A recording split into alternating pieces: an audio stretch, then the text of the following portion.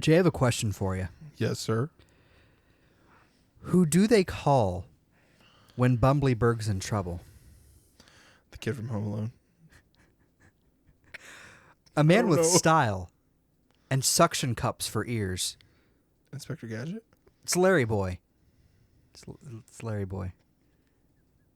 Out of sight, Vegemite, Why did I Larry say Boy. Inspector Gadget? I don't know. He could have suction cup for ears. Go, suction ears. Oh. I guess I should have known this because as a big, animation fan and like old TV fan I am. But Inspector Gadget, I can't remember the actor's name. Matthew Broderick? No, not that. The OG? The what, Matthew Broderick? Was that the name of it? He was in also the in live Get action Smart. one. No, I'm talking about the cartoon. Get Smart. Let me see. There's Steve Carell. No. The original 19. Oh, Like, no, I haven't seen it. I can't remember the actor's name, but anyway, the main spy in Get Smart was also Inspector Gadget. That makes sense. Is that? I mean, I guess he was kind of. That makes If you sense. look up his filmography, he was kind of typecast after Get Smart. Where he was, Oh, he you was mean like just- me? Yeah. Yeah, you wear a dress. No, You wear Sorry, a go ahead, dress go ahead. once, so they keep putting you in a dress. Exactly. Thank you, MASH. I was going to say dumb. No, my first thought was all the cross dressing all the local directors have made you do. Oh, absolutely. Yeah. Two. Yeah, twice. It's happened twice, but Yeah. two It's like if times I had a is enough. nickel for every time I was within 1 year, every time I had to put on a dress for a production, I'd have 8 across 2 things. 6 of which were one. For context out there, I played Klinger in our stage production of MASH. As well as there was a Addams Family production that was done. Oh, I forgot about And that. you Okay, were 3 the- projects. And you were the Bearded Viking bearded ancestor Viking lady, yeah. And then for Aloha too. oh yeah, and then for I Aloha was Samurai geisha. too, you were the geisha, dude. If I had a nickel for every time a green cartoon character's voice got higher over the duration of his existence, Oh, I'd yeah. have 2 nickels, which is weird, but it's not a lot, but it's weird that it happened twice. Yeah. Cosmo and Larry Boy, turning it back around. We've come full circle, boys.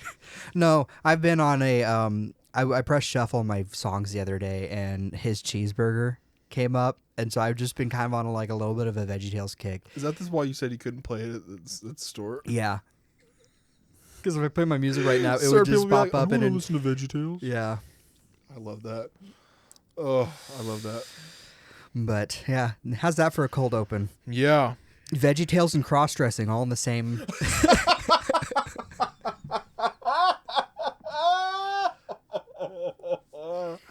Oh, yes. Tune in next summer when Jay stars in Some Like It Hot.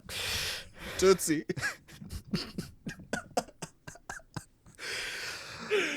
This episode is going to be titled Mondays Are for Larry Boy and Cross-Dressing. There was actually, I can't remember if it was before or after, I can't remember if it's before or since we've started the podcast, but there was actually an announcement that they were in early stages of starting there's a Larry Boy movie that's going to be happening. Uh-huh. Like very early stages. Earlier this year, I think, which is, it's unfortunate because the creators no longer work on it. So Yeah. it's like, it's probably not going to be quite the same, especially Yeah. acting wise. The voice actors are going to be different. And it is unfortunate how it happened. They were basically fired because they wanted more creative control over the thing that they created. Which is fair. But yeah. Dang.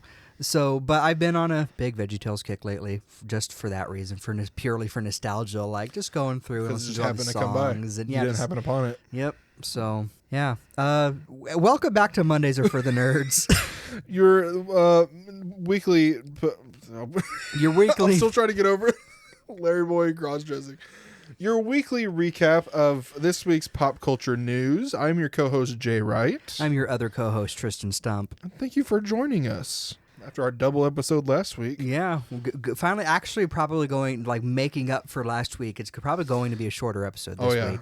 Because you don't have a lot. I don't have as much as I nearly do. Yeah. I figured we start with a cold open like that, kind of pad out our Yeah. time a little bit. Fun fact, I was part of the VeggieTales fan club. The official? The official VeggieTales fan club. Nice. I got the magazine and the books and stuff every month. I'm sure my parents had to pay something because we were getting like physical thing. Yeah. One of my earliest memories is receiving what was the name of it? Dave and the Great Pie War? Dan and the Pie War? There's a D name. Mm-hmm. It's the first one that introduced Petunia Rhubarb. Yeah. I remember getting it and a light switch cover of it in promotion of the movie. Yeah. So for years, my light switch cover in the trailer I grew up in before we moved was that light switch cover. My aunt now lives in that trailer, and it is probably I think even when we were moving, it was in rough shape. Yeah. So you probably even can't tell it's a VeggieTales light switch cover anymore. It has the odd shape of like what could be called a rhubarb on there. No, it was square. It was basically the DVD cover with just plastered. Oh, okay. With like a little rectangle in the middle. Yeah, with a little for the light switch. There was that. I said the books already. I'm trying to remember all the different things I got. I wish I still had it, but I was rough with books when I was younger. Same. It's one of those things where if I could go back in time and like give my younger self a wedgie or something, just traumatize him a little bit. I'd be like, don't take all your Legos apart and leave them untended. But I had the Art of Jonah. It was like an art book for the movie, and it went through all the concept art, and it talked about the making of the movie and stuff. I think it was in pieces by the time. Like, because I had worn it out reading it so much that the binding just... It's one of those ones like, maybe I can hunt it down, but it's probably going to cost me a lot of money if I do. It is probably one of those ones I never thought about, even when I was going and people asked me what my inspirations behind my art styles and why I want to be an animator. So VeggieTales is probably a reason I want to be an animator, because it is actually an underdog story until it kind of went downhill. In recent years. But yeah, I didn't do much this week, so that's why I'm making this my small talk.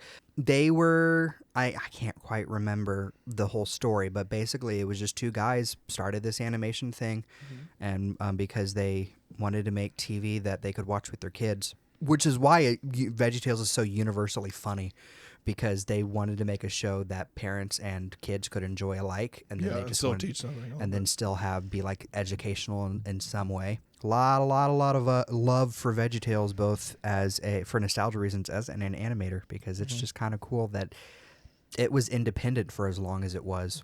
Yeah. It wasn't until like Jonah was their last ditch to prove they could do it by themselves, I'm pretty sure. I mean, there was a publishing thing they worked under, but they were independently owned until Jonah happened, and then it didn't do the greatest. And then they were bought out by DreamWorks, and the rest is kind of history from there. Yeah, this has been Stumpy's weekly lesson. I realize I'm info dumping because I just love it so much. You have to. Yeah, that's basically what I've done this week, is crawling down the VeggieTales rabbit hole. How about you? What have you been doing? I can't really say. I mean, I'll say a lot later, but not much. I mean, I started Assassin's Creed Valhalla again from where I was, because I've been getting on like a little bitty kick of that. Played some of that. No, I didn't do much. That's about it. So it's kind of just slow. Should I get my releases this week? Yeah. Is that enough small talk? That's probably enough small talk. I mean, I could continue to spout off fun facts about animated vegetables, but I don't think... I can talk about how much I love Disney Nature's Tiger, which I watched this week. Oh. It was fine. Okay. That was a joke. More talking points? What other there was a tiger. What did I do Monday? I forget what I did. It did tiger things. What did I do Monday? Oh, I watched Woman of the Hour. The movie came out last week about the dating game killer, Rodney Alcala. I didn't tell my mom what it was, because she likes ultra true crime, and I just put it on. I'm like, you'll probably like this. And then started off, and she didn't know who Rodney Alcala was, despite 2 years ago we watched like a 2020. They had like a dating game killer special. It was really good. It was really good, really intense, especially like the end. So good. It's so good. Like I said, we need to get that on a shirt. If we ever make merch, it'll be so good. What you haven't said in a while, this is an aside. Anyway, I got some releases this week. On the movie side and VOD digital, we got the release of Transformers 1. On the theater side, on Friday, October 25th, we got the release of Conclave. Cardinal Lawrence is tasked with one of the world's most secretive and ancient events, participating in the selection of a new pope. Surrounded by powerful religious leaders in the halls of the Vatican, he soon uncovers a trail of deep secrets that could shake the very foundation of the Roman Catholic Church. It's getting really good reviews. I'm very excited for it. We got the release of Your Monster. Both of these are limited releases. After her life falls apart, soft-spoken actress Laura Franco finds her voice again when she meets a terrifying yet weirdly charming monster living in her closet. It's kind of like a spin on Beauty and the Beast. Have you seen the trailer for it? Mm-hmm. I want to see it so bad. It's Melissa Barrera, and I forget who plays the Beast in there. We also got the limited release of Memoirs of a Snail, a critically acclaimed animated film. After a series of misfortunes, a snail-collecting, melancholic misfit learns how to find confidence within herself and the clutter of everyday life. On the streaming side of things, on Monday, October 21st, as part of their Huluween, Carve released on Hulu, when a heartbroken teenage playwright, her younger brother, and a desperate group of survivors become trapped in a historical reenactment village on Halloween night. They must band together to survive a relentless assault by a sentient and vengeful pumpkin. Sounds hilarious. You know, I realize like something, maybe not a goal, like not a career goal, but if the opportunity ever arose for me to come up with some cheesy, like I wouldn't make it stupid on purpose. Oh yeah. Make a cheesy horror movie like that yeah. where it's like Killer Pumpkin, Rubber. This is like that Shrek short film. Yeah. Where like the pumpkin's scared. Or do you remember the regular show episode? Because they had a bunch of Halloween ones. It was like Treehouse of Horror. Yeah. And there's one where they're at a pumpkin patch and it's Muscle Man, High Five Ghost, Mordecai, and Rigby are smashing pumpkins, and then like the scarecrow with the pumpkin head comes to life and like starts chasing them down to turn them into pumpkins so they can smash them. Yeah. And then so in the end they get smashed, and then like their seeds like get everywhere in the pumpkin patch. So the next year, it's the next Halloween, and there's all these pumpkins that look like Muscle Man, and they're like talking to each other. And yeah, I love that. that's goals right there. And make something hokey and fun intentionally. Yeah. Whereas there's going to be a fun time to watch. On Wednesday, October 23rd on Netflix, we got the release of Family Pack. After discovering a mysterious card game, a family is thrust back in time to a medieval village where they must fend off dangerous werewolves each night. On Thursday, October 24th on Amazon Prime Video, got the release of Canary Black. Top-level CIA agent Avery Graves, played by Kate Beckinsale, is blackmailed by terrorists into betraying her own country to save her kidnapped husband. Cut off from her team, she turns to her underworld contacts to survive and help locate the coveted intelligence that the kidnappers want. And on Friday, October 25th, got the release of Azrael on Shudder. Years after the apocalypse, a devout cult of mute zealots hunts down Azrael, a young woman who escaped her own imprisonment. And then on Netflix, we got the releases of Don't Move. A seasoned killer injects a grieving woman with a paralytic agent. She must then run, fight, and hide before her body completely shuts down. I believe either directed or at least definitely produced by Sam Raimi. And then we got the release of the documentary The Remarkable Life of Ablin. The documentary follows the story of popular World of Warcraft player Matt Steen, who passed away at 25. His parents then found that he made a massive impact on World of Warcraft players around the world, who I believe gathered at his grave in the game. And then the biggest release this week, Friday, October 25th, saw the release of Venom: The Last Dance for the third week in a row on the pod. Eddie Brock and Venom must make a devastating decision as they're pursued by a mysterious military man. I saw it yesterday. We shouldn't announce we're recording a day early. Yeah, So if we miss anything, as per usual, we'll bring it up next week. I saw it Thursday. It is really good. It is definitely my favorite of the trilogy. And I don't know if it's because I haven't seen them since, honestly, they're in theaters. But I don't remember Venom having that many one-liners. Oh, in the yeah. movies. It is totally Dad and I. It's the bromance is what you're there for. Yeah, because Venom is like a favorite of Dad and I to watch together. Yeah. And we realized one of the reasons we love it is because it is exactly what a Venom movie would have been like had it come out like the 90s. Oh, absolutely. So it's very much like it's just sometimes you just want to watch a superhero movie and you want it to be just fun, even if it's not altogether accurate to the source material or anything. Just goofy. I mean, Howard the Duck level, I mean, not that it's I wouldn't call Venom Howard the Duck level, but still some kind of absurd comic book movie. And I'm not going into much detail because you have not seen it yet. Yeah. You'll see it in a couple of days. But Braxton and I, there's so many lines where I'm quoting to Braxton, and it's so funny. We laughed out loud whenever they happen. The Venom and Eddie are in this I mean, it's so good. Yeah. It's so good. I don't think it deserves the hate it's getting online because it's at like 30-something%, which is usual for a Venom movie. Yeah. But I think it's at 30-something%, but there's reason they got to a third one. Because it's good. Because people love it. Yeah. Look, sometimes the audience yearns for a bad movie. Exactly. Especially we just have fun. Especially movies that kids will grow up and be like, no, this was good actually. Exactly. I mean, Master of Disguise is one of those ones. It's a cult classic. It's a cult classic. Yeah. I would argue the live action Scooby-Doo movies are the same thing. Absolutely one of those, if not more of it. They were considered not very good when it came out. I mean, have you seen The Thing? This is an aside. Have you seen The Thing? Yes, we're back. It was trending on my page. I kept seeing it everywhere for a while, and it might have just been because of how, Amazon's always listening. And yeah. So we watched Scooby-Doo 2. And then I got a video at a Comic-Con somewhere where Matthew Lillard was talking about how the live-action Scooby-Doo movies did so poorly that his family was trying to talk him out of acting. Yeah. And anyway, he is the Shaggy. Yeah. Now, exactly. So it's just funny how those things work out, and unfortunately, the industry is not set up for things like that anymore. They don't want to take risks. Yeah. And when they do, it ends poorly for them because the audience is very fickle. Exactly. We say we want new things, and you give us something new, and then we don't like it.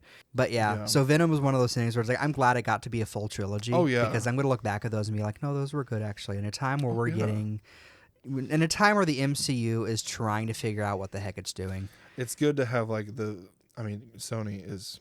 Well, yeah, it's still Sony, but it's good to have things like Venom. I'm trying to think of other I would say the direct-to-DVD DC movies, because the live-action DC movies are also kind of, I like the live-action DC movies for the most part, but they're rough. Yeah. But yeah, so Venom. It's good. You're gonna love it. Of course, the best parts are like Eddie and Venom when they're together, because it's the odd couple, but. It's the odd couple, but one of them takes over the other and eats people. Exactly, and loves brains and chocolate. I also realized We Live in Time did not release this week, released last week, so I could have talked about that in my small talk. Oh, yeah. Should I say it now? Yeah, go ahead and say it now. So in releases. Yeah. In releases, it's because We Live in Time came in our local theater this week and not last week. My mom and I went to go see We Live in Time last night, and it is, of course, the rom-com. I'd say it's more dramedy, or drama for sure, with Andrew Garfield and Florence Pugh. And I can't give my full thoughts on it, and I cannot give it a rating because we did not get to finish the last 15-20 minutes because our theater experienced technical difficulties. Oof. And what it did was it stopped, and it was during a scene I'd seen from the trailer. Yeah. I'm like, they still have these couple things to resolve. And there was a 1-second clip that just looped silently. And we're like, uh-oh. And it was kind of a full theater. But, and then it turns out, I guess it deleted itself. Oh, no. And they tried twice to get it back up here, so they just give us free passes to come back. So I'll be able to go give a full rating next week because we'll be seeing it this coming night. But I have a little bit of a rant about slight theater etiquette. Okay. Oh, no. Yeah. It's not as bad as when I saw the new Firestarter that came out this week. Or as bad as the story I told you about last year when Jacob and I went and saw Black Panther. Yeah. Okay. Yeah, it's not as bad. It's more of something that's I don't know if I want to call it theater etiquette. That's why it's also a mini rant, because that door opened for people to go to the bathroom at least 40 to 50 times through that entire part of the movie that we saw. Now, was it older? Did you get to see? Was it older people? No, it wasn't older. It was a bunch of girls. Yeah, no excuse then. And I'd say around the average age in that theater was, I'd say, early 30s to mid 40s women. And I'm like, well, that's fair if you go to the bathroom at least 5 times. Right? That's fine. Yeah. But it's also because it was in the theaters where there's no the light. The light's going to hit the screen. Yeah. But it was the fact that at least 50 times that door opened, and I was like, and I noticed it every single time because I'm like, and it was one group that was 2 rows in front of us, where it was 5 girls, Were they giggling and talking and stuff? Not talking, but they were the ones that were getting up at most. I'd say 70% of the time. And I'm like, guys, I know you're not. Come on. Yeah. And I'm like, I get it. I'm not saying like don't go to the bathroom during the theater. If you need to go. If you need to go, because that's fine. You don't want to. My mom was pregnant with my sister when Return of the King came out, and if anyone knows anything about that movie, it is long and it has a lot of cuts to black. Where you're like, Absolutely. okay, it's over. My dad is very particular. I get this from him because I'm the same way. My dad is very particular about where he sits in the theater. And the middle. He has to be in the middle. Well, when you go see one of the most anticipated movies, and you're pregnant with your pregnant wife, and she's like, I want to sit on the end in case I need to go to the bathroom, because at this point she is very pregnant with my sister. Like, when the baby is pressing down on the bladder, and so my dad's like, no, we're sitting in the middle. They get boxed into the theater because of all the people sitting down. So I'm reacting as if this is a scary story. It's just one of those ones you're like, oh no. I feel bad and I'm also uncomfortable at the same time. So my mom is having to hold it during this 3-hour-long movie. Oh. And even at this point, my dad's like, oh my gosh, when is this going to end? Yeah. And so it finally ends. My mom finally goes to the bathroom. And so it's just one of those things where it was like, if you need to go, go. That's the whole point of me bringing up that story. Yeah.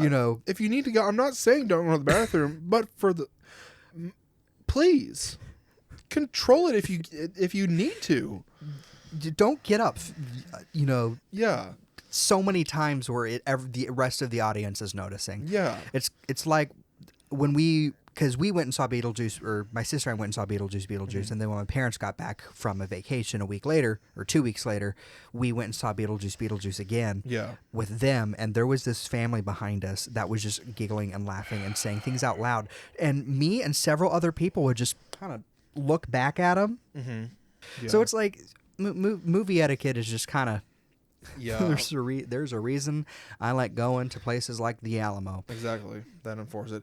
And I'm not hating on the theater for the technical difficulties. No, that happens. No, it's the fellow audience is starting to make this movie going process a little more. And I could tell it was like a girls' night out kind of thing. And I'm like, I get I'm in the minority want to see this movie, but please. Yeah, and I also understand that we're probably in the minority as far as like we are enough cinephiles to be like, no, the movie experience is like kind of a very thing. But also there comes to a point where there is a movie etiquette, like getting up to the bathroom multiple times. That's kind of an annoyance thing. Yeah, that's why I'm like, I don't know if it's like, it's not as bad as like talking, because they didn't talk through the movie. But talking, getting on your phone, different things where it's like, we're here to respect where you're at. And not only are you kind of being distracting for people who might actually want to watch the movie, you're also wasting your own money. Exactly. If you're not going to pay attention, don't go. Exactly. We said if you're the only one in the theater, then that's fine. Yeah. Do it. But I went to see, what was it? It was a John Cena movie, Freelance, last year in August. And I was sitting in the back. It was like a last minute thing. It's like a back row AMC thing. And this old guy 2 rows in front of me was on his phone for, I kid you not, 20 minutes straight, 2 different times. And I was like, the movie's not even that good, but still, if you're in like basically the front of, he was in the front of the back half, and so I'm like, everyone can see you doing this, my guy. Anyway, we've been ranting about this for that was an aside. That was a huge aside. That was a huge aside. I said it was a mini rant. It turned into more. On the TV side of things, Sunday, October 20th saw the season 5 premiere of The Equalizer on CBS. Monday, October 21st. Saw the season 7 premiere of The Neighborhood on CBS and the season 6 premiere of What We Do in the Shadows on FX. On Thursday, October 24th, we got the season 5 of Star Trek Lower Decks on Paramount Plus. That's the final. Oh, I interrupted you. I believe that's the final season. Yeah. And then the series premiere of Like a Dragon Yakuza on Amazon Prime Video dropped on that day as well. And we also got on Friday, October 25th, season 3 of Transformers Earthspark on Paramount Plus. My releases this week. On October 21st, we had the Rocky Horror Show video game. On Ooh. PC and Switch from Freak Zone Games, experience the strange journey of Brad and Janet like never before in this wild and wacky retro platform game adaptation of Richard O'Brien's legendary rock and roll musical. Run and jump through Frankenfurter's mansion of madness with authentic classic side-scrolling platform gameplay. Take on the mansion's tricks and traps and challenging classic platforming action. And with infinite retries, you'll never see a game over screen. Good for relieving your tension, but it may drive you insane. Dance along with 8-bit chiptune renditions of Rocky Horror's legendary songs. On October 22nd, we had Alan Wake 2, the Lake House DLC releasing, as well as Amanda the Adventurer 2 on PC from Mangled Maw Games and publisher Dread XP. In Amanda the Adventurer 2, the story continues as Riley encounters a mysterious masked figure after destroying the TV in the attic. Travel to the Kinsdale Public Library and dig deeper into the mystery of Amanda the Adventurer. That's the Dora the Explorer gone wrong horror game. Awaken Astral Blade on PC and PlayStation from devs Dark Pigeon Games and publisher ES Digital Games. Weave your own story in this dark fairy tale. In the mysterious ancient ruins, you will adventure with Tanya to reveal her origins and fate. Is there any chance of survival in the darkest and desperate place? Batman Arkham Shadow on MetaQuest 3 from Camouflage and publisher Oculus Studios follows Batman tangling with the Rat King and his cult from executing public officials on the 4th of July. I didn't know that released. I thought it already released. Nope, it was out this week. I wish it was just a normal console game where VR was optional or something. It just, especially because it's such a cool story. I know. It's another Arkham game that isn't bad. Yeah. And multiplayer. Yeah. Believe it or not, more on Arkham later. Fear the Spotlight released on all major consoles from devs Cozy Game Pals and publisher Bloomhouse Studios. Fear the Spotlight is an atmospheric third-person horror adventure with a disturbing mystery to unravel. Sneak into school after hours with Vivian and Amy, survive a seance gone wrong, solve tactile puzzles, and whatever you do, stay out of the spotlight. Kong Survival Instinct on PC, Xbox, and PlayStation from 7 levels. When giant monsters fight, no one's safe. Embark on a thrilling quest of survival in a city that's become a battleground for titans. Use the lethal strength of Kong and other monsters to your own advantage in this official MonsterVerse game set shortly after the events of Godzilla vs. Kong. Linked Banner of the Spark from PC and devs FuzzyBot and publisher Dreamhaven. Lead the resistance and arm yourself with a dazzling array of weapons and skills in this fast and frantic co-op roguelite. Slash, dash, and grapple through hordes of evil combats and strengthen your base by enlisting robot allies along the way. And Streets of Rogue 2 on PC from dev Matt Dabrowski and publisher Tiny Build. Streets of Rogue 2 is a crazy immersive RPG sandbox set in a vast, randomly generated open world where freedom and fun are dialed up to 11. Fight, sneak, hack, farm, build, steal, and talk your way to power as you try to topple a corrupt president in countless possible ways, solo or with friends. Nice. On October 23rd, we had the release of Rivals of Aether 2 on PC from Aether Studios. Rivals of Aether 2 is the sequel to hit indie fighting game Rivals of Aether. Play as both new and returning elemental fighters in the next generation of platform fighters. That one, the last one was pixel art, and this one's 3D, which probably means that modding it's going to be a lot harder. Yeah. Because a fun thing about Rivals of Aether was when they implemented mods, you can just download so many fan-made characters or make your own. I went to school for programming for a little bit for gaming, but like I nowhere near what I could to mod it. But you could get like Ross from Friends as a fighter, and he would like have the couch and be like pivot, and like the couch would and or like when he's in the air, he'll dance with Monica and like toss Monica around and like on the New Year's Eve. Yeah. Anyway. Stuff like that, very fun. This looks fun as well. While we wait here on all major platforms from Bad Vices Games, share thoughts and hot food with your last ever clients as you wait to the end of the world. That's the one I mentioned a while back where you're running a diner during the apocalypse. Okay, I remember that. October 24th saw the release of Romancing Saga 2, Revenge of the Seven on Switch, PlayStation, and PC from Square Enix and Zine Inc. In this non-linear RPG, rule and expand the empire of Verenez across multiple generations. Discover a vast array of story experiences as you fight the seven heroes in an epic battle that plays out over thousands of years. The Smurfs Dreams on all major platforms from Oculus Studios or Ocellus Studios and publisher Microids. The fate of the Smurf village rests in your dreams. Dive into a fantastic journey to save it in this fully immersive and magical 3D platformer. So I told you before we started that I had something to say about this game. You said there's a screenshot. One of the boss fights is straight up the Arkham Asylum Scarecrow boss fight. Like where there's the spotlight eyes are watching watching you, and you have to like. Let me see if I can get that specific screenshot pulled up. This is gonna be the closest thing I can to finding it. Yeah, it's literally the same, like the eyes being the same color and everything. Yeah. They're yellow, giant. You have to avoid them. Yeah. If you die in that level, does he come out the customer and be like, and fade to black? I don't know. I smurfed you, Batman. And then hover and then go back. Yeah. For 2 seconds. Dude, that's one thing I miss about the Batman Arkham games is the awkwardly animated death scenes where they'll say something cool and then just kind of stand there for a second. And then fade. Yeah, because they don't know what to do with themselves. Like, well, we killed Batman. I guess I'll go. Exactly. I'm out. We also, on October 24th, saw the release of Prim on PC from Common Colors and Devs Application Systems Heidelberg. Prim is a creepy but cute point-and-click adventure game full of dark humor. When her mother dies, Prim finds out she's Death's daughter and now has to live with her father. But the Grim Reaper has strict rules, and when Prim breaks them, things take a fatal turn. Can you breathe life into her misery? Very Tim Burton inspired art style. It was giving me that vibe, yeah. In fact, I'll pull up a screenshot for you. I actually bought it. This has been a game I've been waiting for a while. This is the main character. Oh, that's definitely 100%. Yeah, 100% Tim Burton. Very funny. There were parts where I laughed out loud, and then there were parts where I'm like, oh man.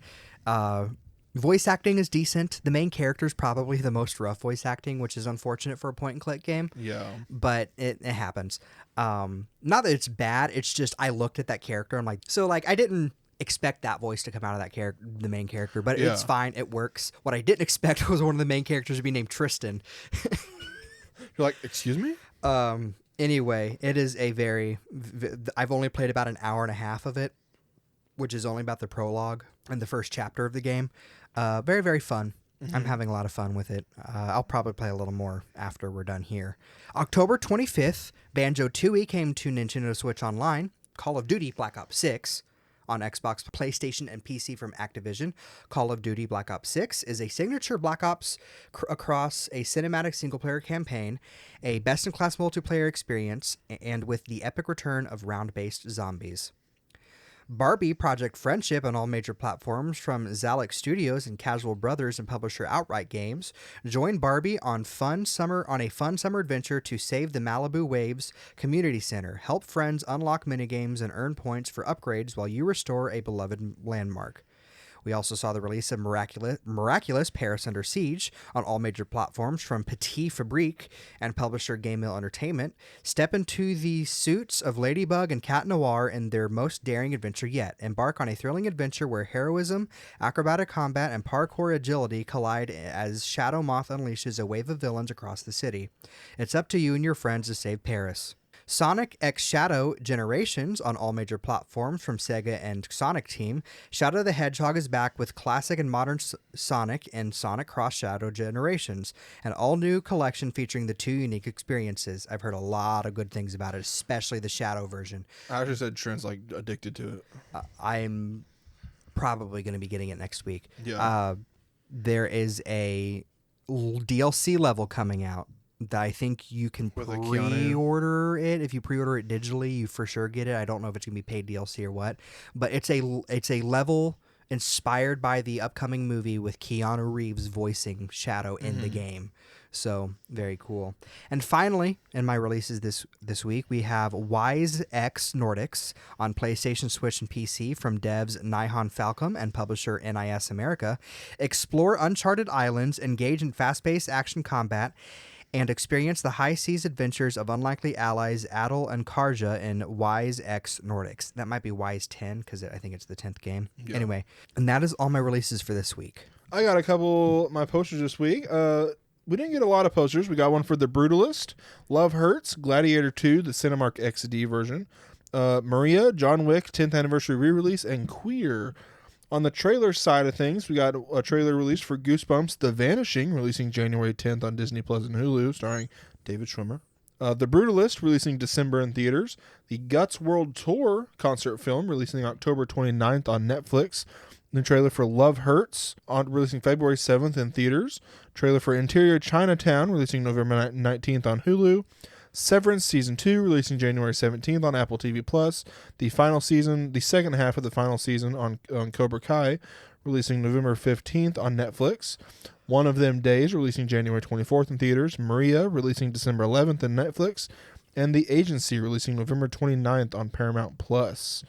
In terms of release dates, for Alien Romulus, for the second week in a row, it's getting a limited edition VHS release on December 3rd with artwork done by Matt Ferguson. Wuthering Heights, Warner Brothers has acquired the rights to release Emerald Fennell's adaptation starring Jacob Elordi and Margot Robbie. Netflix made a $150 million bid for the film, but the producers went with a lower offer from Warner Brothers to ensure a global theatrical release. And then 2 Predator movies are releasing next year, both directed by Dan Trachtenberg, who directed Prey. Predator Badlands, starring Elle Fanning and releasing in theaters on November 7th, will be set in the future, and a secret Predator movie that will release in some form before Predator Badlands. And it was revealed today, reportedly it will be an animated anthology film following 3 stories of Predators fighting warriors in different eras, potentially including samurai and pirates. In castings, Bendy, the director, will be revealed on October 31st. Christopher Nolan's next movie, Tom Holland, has been cast, and he said, quote, "When the opportunity came in, it was this phone call of a lifetime. It was reminiscent of getting the call about Spider-Man 10 years ago. I'm really, really excited." And a little bit of a correction from last week. We said it was rumored to be about an espionage. No, we're back to the horror It's reported. going to be Rumored to be a period horror about vampires in the 1920s, also starring Matt Damon. Christopher Nolan's going to drain some dude's blood to give him the pale look. Anyway, you're going to donate a lot of blood before filming? Exactly. Every day? And you know he's going to actually stab someone in the heart with a stake. Oh, yeah. Got to, for the sake of using practical effects. Exactly. He's going to incinerate whoever's playing the vampire with his son. Anyway, we love Christopher Nolan and his practical effects. Beef Season 2, Oscar Isaac, Carey Mulligan, Charles Melton, and Kaylee Spaney will officially star as the 2 couples. And also, a day later, it was announced that Yejang Yoon has been cast. It will follow a couple who witness a fight between their boss and his wife, triggering chess moves and coercion in the world of a country club and its Korean billionaire owner. For the Prince Charming movie, second week in a row, Chris Hemsworth is officially in talks to star as Prince Charming. And Onslaught, UFC lightweight heavyweight champion Alex Pereira is in talks to make his acting debut alongside Adria Arjona and Adam Winger's action horror thriller. And Patrick Dempsey reveals that he has had talks about returning to Screen 7, saying, quote, "I'm waiting on the script." Might get him showing up. And Happy Gilmore 2, Kid Cudi has been cast. My miscellaneous news for this week. Buckle up. Buckle up for a long one. Turn-based tactical RPG Nitrogen Omega with single-player and multiplayer modes and procedurally generated characters was announced for PC in 2025. And we got behind-the-scenes look at Elijah Wood as Scarecrow in Arkham Shadow. Wood is the third person to portray the character in the series. Are you serious?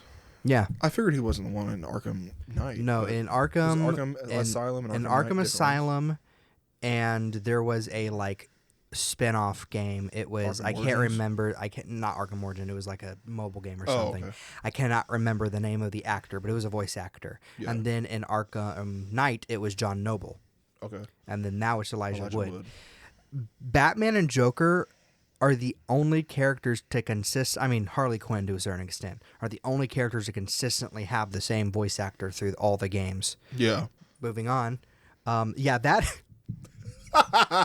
That is my miscellaneous news for this week. Not a whole lot. If I missed anything major, I apologize, but shoot at us in the comments or DMs, something like that. I haven't seen anything. I got some my new looks, my miscellaneous news. And new looks this week, Gladiator 2 for the 7th week in a row, new behind the scenes look of Paul Mescal and Pedro Pascal's fight sequences. Nora for the second week in a row dropped a new clip, and we also got new stills from Heretic and a new look at Neil from Star Wars Skeleton Crew, which is on its second weekend in a row. First looks at Love Hurts, which is the First stills of Ke Huy Quan's first leading role in an action film, releasing February 7th in theaters. Did you see the trailer for it? I've seen bits and clips. It is. I love it. It's giving me Nobody vibes. Technically, this is his first leading role in an action film for an English-speaking market. Yeah. I mean, still, that's a big gap, though. Yeah, And, big gap. This first one since re-entering the spotlight. I'm loving the reemergence of Ke Huy Quan, and you can tell from the like he's still got he opens the door. He's like a realtor in it, and he's like, "Hi, welcome." I'm like, it makes me smile every time I hear Ke Huy Quan. I would love it for it to be just him, just like being, "Oh, sorry, I have to do this." It's like just like it's being quite polite. the trailer. Oh yeah. There's literally where like the house he's showing is getting shot up, and I guess his clients are there too. And he's like, "I have guys that can fix this, paint this over real well," and like the curtain just falls. I'm like, I am loving this, and Marshawn Lynch is in it, and I love him so much. He's so funny. I love Ke Huy Quan and everything he's in. We got our first look at the Family Guy holiday special, the Christmas one, and first look at adult Bobby Hill from King of the Hill reboot. How did I miss this? It was like a piece of art framed or something like that. Still, he's like a chef. This is going to be weird. I wonder if Pamela Adlin's even going to be voicing him. On my box office and earnings, Smile 2, for the second week in a row being mentioned, opens with $46 million worldwide, higher than the first film's opening, and Wicked is tracking to open with $100 to $125 million domestically, which will make it one of the biggest openings of 2024. And then in Glenn Powell news, oh my goodness, did you see that? We got early celebrity birthdays. Glenn Powell's birthday was on Monday, October 21st. 36, my boy. And also for The Running Man, we got some new castings. James Lawson has been cast as Glenn Powell's character's wife. Might be Jamie. Lee Pace has been cast, and Michael Cera was announced to be cast today. His first film with Edgar Wright since Scott Pilgrim vs. the World. New announcements: a Carrie TV series in the works at Amazon Prime Video with Mike Flanagan set to executive produce. Aardman are developing a new stop-motion animated Pingu series. Scandalous, Coleman Domingo will make his directorial debut with the film about the love affair between Kim Novak and Sammy Davis Jr. And Sydney Sweeney will star as Kim Novak, and David Johnson will star as Sammy Davis Jr. Primetime, Robert Pattinson will potentially star in and produce Lance Oppenheim's film for A24. The film is reportedly inspired by To Catch a Predator and follows a journalist who takes on an underworld of crime and changes television forever. A John Wick prequel anime film is in the works. The film follows the impossible task that John Wick had to complete in order to retire from being an assassin. A Mexican remake of The Office is in the works. This is just off the tails that the Australian one just premiered, which is getting pretty good reviews, I guess. An Alien Romulus sequel is in the works. Kaylee Spaney and David Johnson will likely reprise their roles. A new Alien vs. Predator movie will probably happen soon, and a Blue Streak sequel is in the works. Martin Lawrence will produce the film, and a live-action Oregon Trail movie is in the works, made by Apple. On miscellaneous announcements this week, Juror Number 2, Warner Brothers was originally planning to move the film straight to streaming on Max. The film will instead get a theatrical release in less than 50 theaters. This keeps going down every time I read about it. Less than 50 theaters for its entire run, and a limited marketing campaign with no wider release plan. And Warner Brothers will also not reveal any box office numbers for the film, which I'm like, what? The Chick-fil-A streaming service has been named Chick-fil-A Play and will launch on November 18th. Service will launch with a collection of original animated shows, scripted podcasts, cooking shows, and interactive stories. Good Omens will now end with one 90-minute episode instead of a full season 3. And a few new writers are being brought in to finish up the episode. And there are no plans for a new Kingsman movies anytime soon, which sucks. Time for anniversaries. The return of anniversaries. October 20th was the 25th anniversary of the One Piece anime, the 15th anniversary of Borderlands, the video game. October 21st was the 20th anniversary of F-Zero Climax on Game Boy Advance. October 22nd was the 20th anniversary of The Grudge. October 23rd was the 10th anniversary of Shantae and the Pirate's Curse on 3DS. October 24th was the 10th anniversary of John Wick, the 46th anniversary of The Wiz, and the 10th anniversary of Bayonetta 2 on Wii U. October 25th was the 46th anniversary of Halloween. And October 26th was the 40th anniversary of Terminator and the 20th anniversary of Grand Theft Auto San Andreas on PS2. I got celebrity birthdays returning. I got one that might be a new Martha. We'll see. Martha Stewart. We'll see. I can't believe Dakota Johnson almost got you that one week. On Sunday, October 20th, it was my brother's birthday. Happy birthday, 22nd year.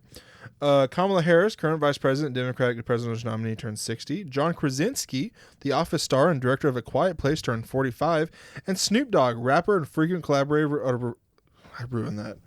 Rapper and frequent collaborator of reformed criminal Martha Stewart. I ruined it. It's still funny, though. Is that your potential follow-up to Martha Stewart? Is just more Martha Stewart? I think so. Would it have been funnier had I not butchered it? Probably. But it's still funny. Still really funny. Monday, October 21st, saw the 44th birthday of Kim Kardashian, a reality TV star about Keeping Up with the Kardashians. The 82nd birthday of iconic TV host Judge Judy.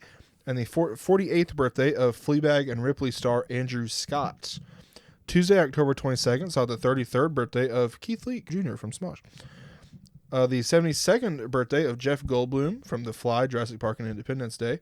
The 86th birthday of Christopher Lloyd from Back to the Future, Who Framed Roger Rabbit, and Nobody. And also the 62nd birthday of Bob Odenkirk, also from Nobody and Better Call Saul. Wednesday, October 23rd, saw the 48th birthday of Ryan Reynolds, the Proposal and Deadpool star. The 38th birthday of Emilia Clarke from Game of Thrones and Secret Invasion. And did you know this? The 65th birthday of Weird Al. I did. On Wednesday, October 23rd. On Thursday, October 24th, we got the 38th birthday of Drake, the rapper behind Hotline Bling. On Friday, October 25th, we got the 40th birthday of Katy Perry, the artist behind California Girls Roar on Firework. The 31st birthday of Mia Goth. She played Maxine and Pearl in the X trilogy. And the 49th birthday of Anthony Starr from Homelander from The Boys. And the birthday, I didn't get the age down for this, I don't know why. Nancy Cartwright, iconic voice actress and most notably behind Bart Simpson. October 22nd saw the 77th birthday of former First Lady Hillary Clinton. The 51st birthday of creator/star of Ted, Family Guy, and A Million Ways to Die in the West, Seth MacFarlane. The 78th birthday of Pat Sajak. And the 57th birthday of Keith Urban, country artist and husband of AMC spokesperson Nicole Kidman. That is all I have for celebrity birthdays. Some anime news this week. Upcoming anime, I'm a behemoth, an S-ranked monster, but mistaken for a cat. I live as an elf girl's pet. That is the full title. Has announced a release date of January 2025 based on the light novels by Nozomi Ginyoku and Mitsuki Yano. A proud knight slain in battle finds himself alive once more, reincarnated in the body of a fearsome behemoth. As if he wasn't confused enough by this turn of events, apparently behemoth cubs look exactly like adorable kittens. Even if the rest of the world sees him as soft and cuddly, he has the honor of a noble warrior and the strength of an unstoppable S-ranked monster, both of which he will put to the test as he fights to protect the beautiful elf who has taken him as her pet. The Apothecary Diaries on Season 2 premieres January 10th, 2025. The anime film Look Back has set a worldwide streaming date of November 7th. Light novel and manga series Past the Monster Meat Milady has been announced for a spring 2025 release. Like any proper noble lady, one must have certain acquired tastes. For Melfura Barch Allrad, she just happens to crave a rather exotic protein, monsters, but do not judge. Despite its bad reputation, monster meat can be used in exquisite cuisine, and Melfira is determined to change the kingdom's opinion of it. Unfortunately, since debuting in society, Melfira has been struggling to find her perfect match, until she meets the fearless, blood-mad Duke of Galbraith. Headhunted to Another World, From Salaryman to Big Four, announced its premiere of January 2025. The four heavenly kings of the Demon King's army reign... That is an oxymoron. The heavenly king of the demon... I didn't read this when I wrote it down. The four heavenly kings of the Demon King's army reign over a certain alternate world, and the one chosen as the fourth of them is none other than an ordinary salaryman, Uchimura Denosuke. After being headhunted by the Demon King's army, Uchimura is welcomed into a director-level position. But business in the Demon King's army is one of life or death. Since Uchimura has no particular powers, he must tackle every challenge he faces in this new world using the experience and knowledge of a salaryman. This career change isekai tale is for all the working folks out there. Two Perfect Saint, Tossed Aside by My Fiancé and Sold to Another Kingdom, announced its premiere 2025. Honestly, with these titles, I don't know why I get the synopsis written down. You just got it right there. Fila's family has produced saints for generations. It's no surprise that she's known as the greatest saint of all time, and set to marry the second prince, Julius. What no one expects is for Julius to call off the engagement, claiming that Fila's perfection makes her charmless and unlikable. To add insult to injury, Fila is packed off to a neighboring country in exchange for gold and resources, forcing her to leave her homeland. Despite bracing herself for mistreatment, Fila finds a warm welcome in her new town, where she puts her saintly abilities to good use, erecting barriers against monsters and curing epidemics. Even as she flourishes in her new life, her homeland is under threat of destruction. A new anime, I'm the Evil Overlord of an Intergalactic Empire, was announced for an April 2025 release. In his last life, Liam lived as a moral, responsible person, but died deep in debt and betrayed by his wife. Reborn into the ruling family of a vast interstellar empire, Liam knows that life is divided between the downtrodden and the ones who do the stomping. So this time, he's going to take what he wants and live for himself. But somehow, things refuse to work out that way. Despite doing his best to become a tyrant, Liam's decisions lead to nothing but peace and prosperity for the empire under his rule, and he just gets more and more popular. That sounds hilarious. Yeah.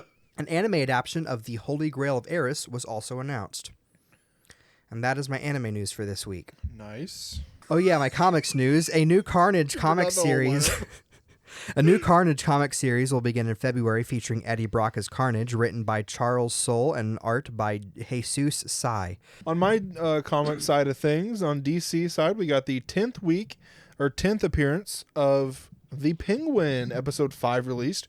It garnered 1.8 million viewers in the U.S. across all platforms, marking a season high for the series so far. It makes TikTok canon to the Batman universe. The Batman Part 2... it starts filming in 2025, while Dune 3 starts filming in 2026, meaning Greg Fraser will now likely be available to be the cinematographer for both films. Yes. Yes.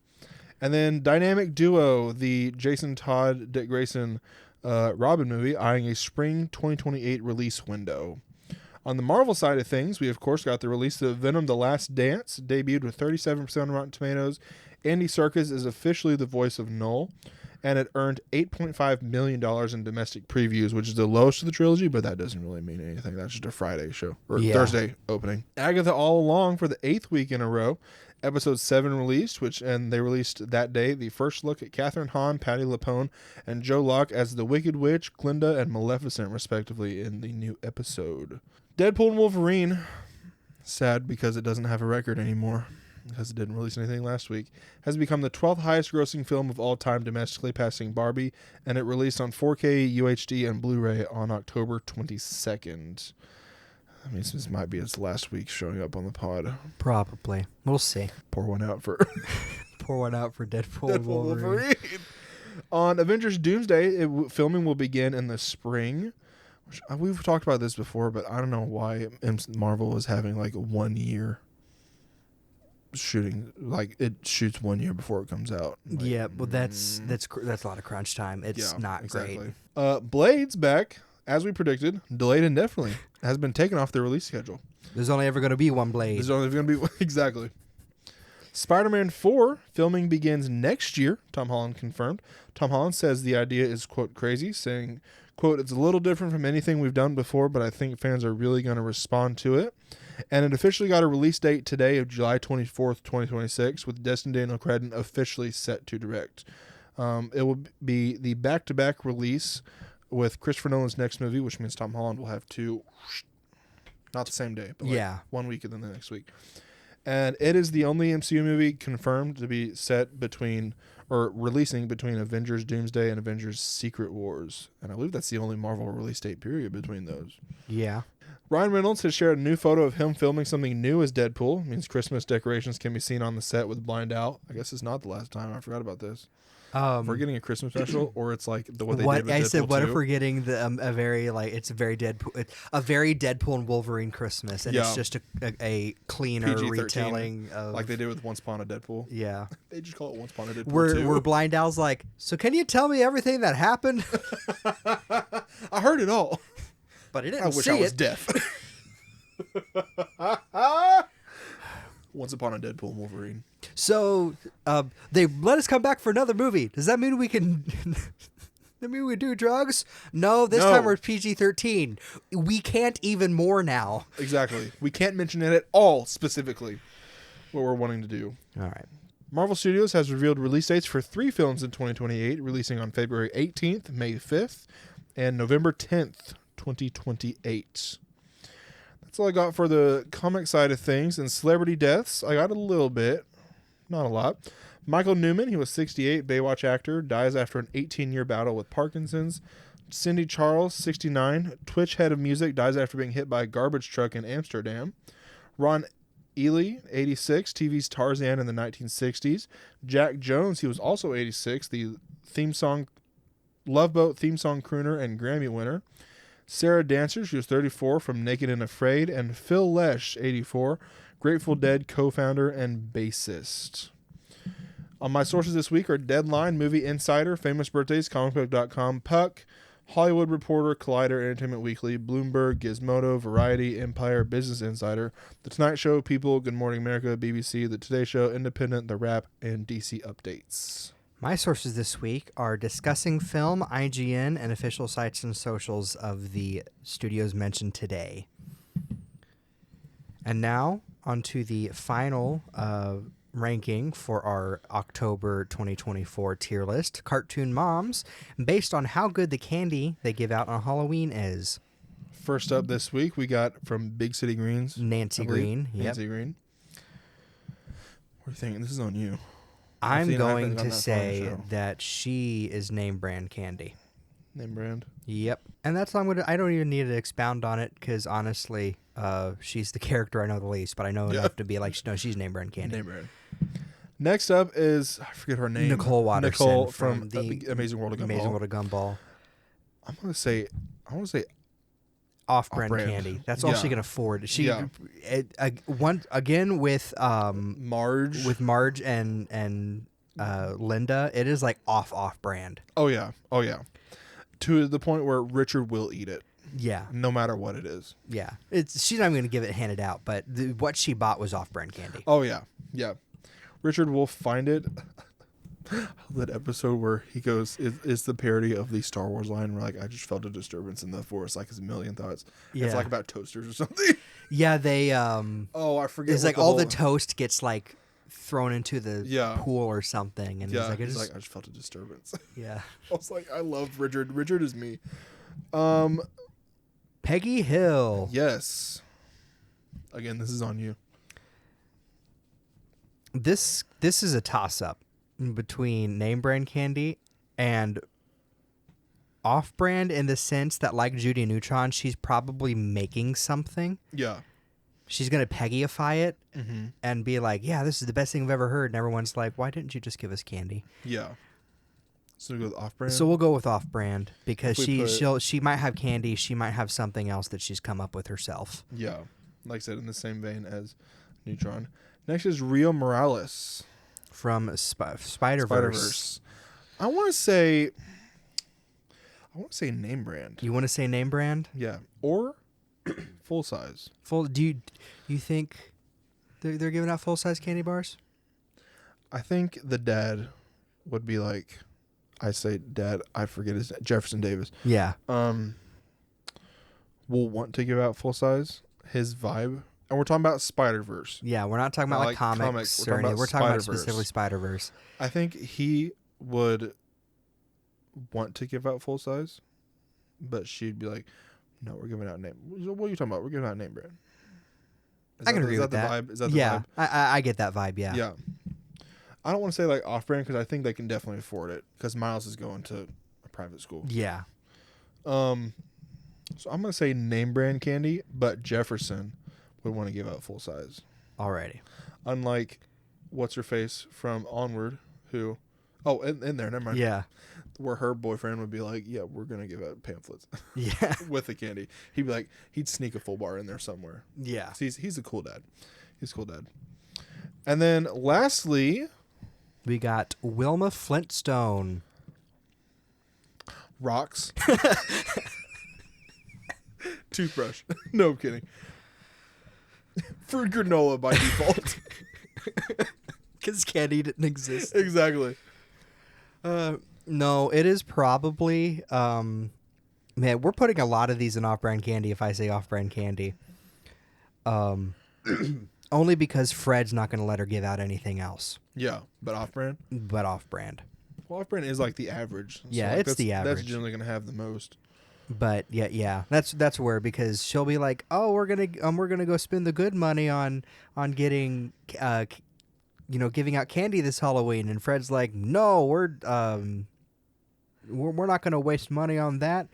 Or he'll be like, sure, Wilma dear, and then he'll go take the money, and then he'll get talked into like betting it on something, and then having to like, yeah, yeah. So I'll say off-brand, because it'll end up being off-brand either because Fred's being whiny about it or because Fred wastes the money on it. Yeah. So it'll by default. Yeah. And that's it. That's it for this week or this month. It is a short month this week. This week. Short tier list this month. Short tier list this month. Only because Jay only knew so many cartoon moms, and we couldn't really expound. Yeah. And the ones I did, we did. So we have Della Duck and Ann Possible at full-size candy bars. We have Aunt Cass, Chicha, Laurel Lightfoot, Linda Fletcher, Nancy Green, and Rio Morales at name brand candy bars. We have Bunny Bravo, Dexter's mom, Elastigirl, Judy Neutron, Lois Griffin, Nicole Watterson, Peggy Hill, and Wilma Flintstone at off-brand candy. We have Linda Belcher and Marge Simpson at fruit and granola bars. And then we have Dee Dee Pickles and Maddie Fenton at toothbrushes. Yes. That is our October tier list, ranking cartoon moms on how well their candy haul would be. Join us next month as we bring back games. Yes, we're going to be doing games next month. Mm-hmm. Yes. Very excited to see for you to see what games we'll be doing. Thank you for joining us this week. Be sure to like, comment, subscribe, do all those interaction things. You can follow the podcast on most social medias at Mondays for Nerds. You can also follow me, Tristan Stump, on most social medias at Sir Stumpsalot or at Sir Stumpsalot17. You can follow me on Twitter at PoThePanda001. And on Instagram, I just realized we got it wrong last week. You started to get it right. So whoever might have gotten more followers because I gave out the wrong one, Chris M. Pratt fan on Instagram. See my occasional movie postings on there. And on that note, we will see you all next week. Goodbye. Bye.